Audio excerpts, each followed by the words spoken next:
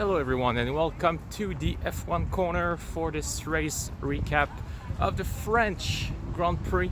And what an epic race that was. Max Verstappen snatching victory in front of Lewis Hamilton and Sergio Perez completing the podium. A race that was all down to strategy and perfectly executed by Red Bull.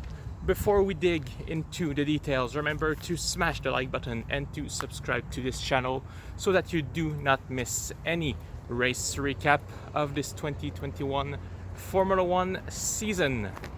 So let's start at the beginning. Start of the race, first corner, Max Verstappen having trouble with his car, stability issues, and goes wide in turn 2, meaning that already from the first corner Lewis Hamilton was in front of Max Verstappen, so it was Hamilton, Verstappen, Bottas and Perez.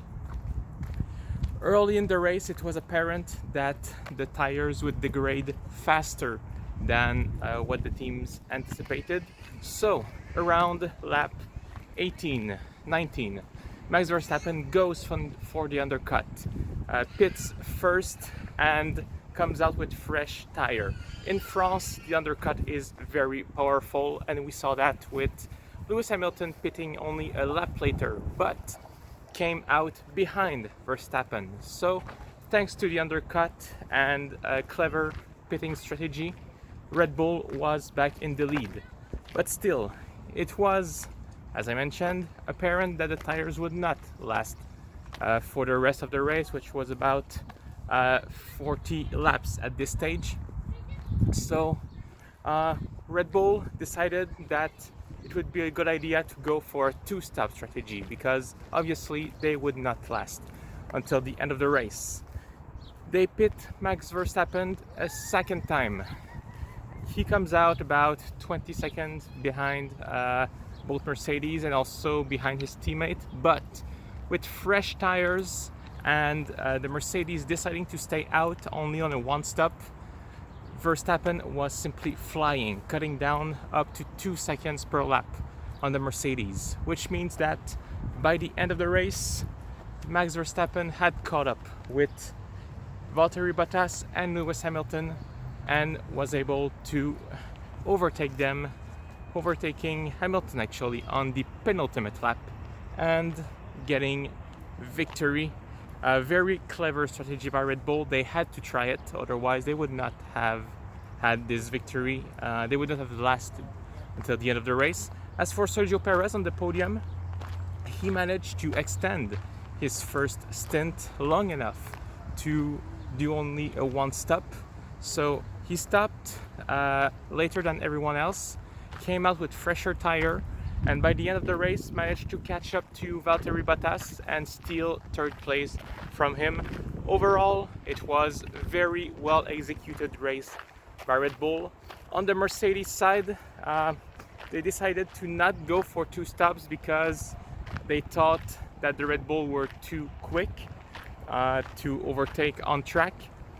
So they decided to stick with one stop, knowing very well that there would be a fight at the end of the race, but it was also probably their only chance really at winning. It did not pay off, obviously, but all in all, for Verstappen and Hamilton, they finished in the same place that they started, so not too bad for Hamilton. Still, he's losing point in the championship compared to Verstappen.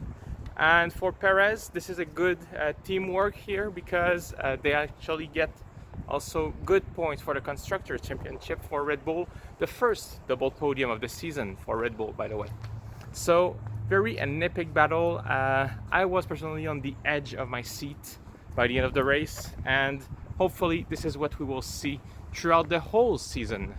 Then after the Red Bull and Mercedes, we have the two McLaren. For a while it seemed like maybe Lando Norris would finish far off the bag because he went very long on his first stint, but because it is easy to overtake at Paul Ricard, and that really fresher tire have that much more pace. We managed to get a 5-6 for the two McLaren, very good. Lando Norris 5th and Ricciardo 6th. Daniel Ricciardo, I think, finally really getting the grip of that McLaren car, which he's been struggling to find since the beginning of the season. So very good result indeed. Their direct competitor Ferrari, disastrous race for them, both drivers out of the point. We had hope yesterday after a very strong qualifying with Carlos Sainz in 5th and Charles Leclerc in 7th or 8th, forgive me, I forgot, but they had very strong qualifying, but during the race it all fell apart. The two Ferraris simply not able to keep up with everyone else and just falling down the order throughout the 53 laps of this French Grand Prix. Carlos Sainz 11th, Charles Leclerc 16th. Good job for Aston Martin, a team that did not make it to Q3 yesterday. Vettel starting 12th and Lance Stroll starting 19th. Both cars managed to make it into the points with Vettel 9th and Lance Stroll in 10th place. This is very good result, and I think somewhat unexpected considering that Stroll was starting so far behind. But you know, they are also a team that tried something, extending their first stint on the hard tire instead of the medium like most of the other driver. Very long. So when they pitted, they fitted the medium and were just also that much faster than everyone else who were on used hard tires, and managed to climb back 9-10 for Aston Martin. Very satisfying result. It will be good for their morale. Alpine, team that looked promising during qualifying. Fernando Alonso takes 8th place. Good result for him. He's also one of those drivers that is finally getting a good feel for their car. It's been a struggle for the first few races for Fernando's comeback, but this French Grand Prix saw him kind of reborn in that Alpine car. 8th place. As for teammate Esteban Ocon, he was also trying different strategy. It did not pay off. He finishes 14th, which is a few places behind where he started. So not a dream day for the French driver, but still for Alonso it's a few good points for the Constructors' Championship. Mention to Pierre Gasly, finishing 7th after starting 6th. Very good job indeed. The AlphaTauri not expecting to be that competitive at Paul Ricard, but Gasly once again putting on quite the show. 7th place, good job. Yuki Tsunoda starting in last place because of a crash in qualifying, manages to finish in 13th place. It is a good comeback, all things considered, but I'm sure he would have liked to have done better.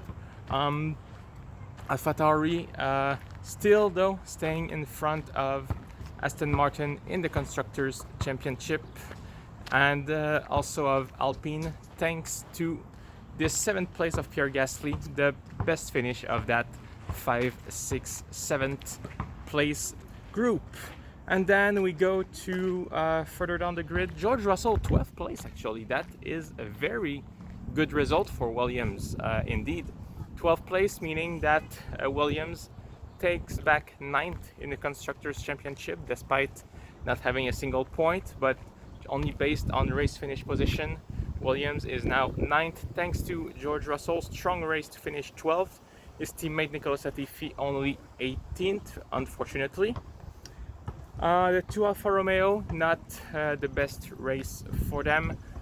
Starting far for Kimi Raikkonen. He did make up quite a few places at the beginning of the race, but in the end Kimi only manages to finish 17th.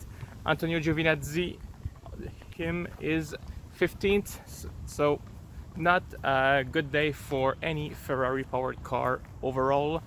And finally the Haas, Mick Schumacher and Nikita Mazepin once again having a bit of a close call together during the race. you know, after Baku, where they almost crashed into each other, we saw somewhat of a repeat of that today when Mazepin overtook Schumacher early on.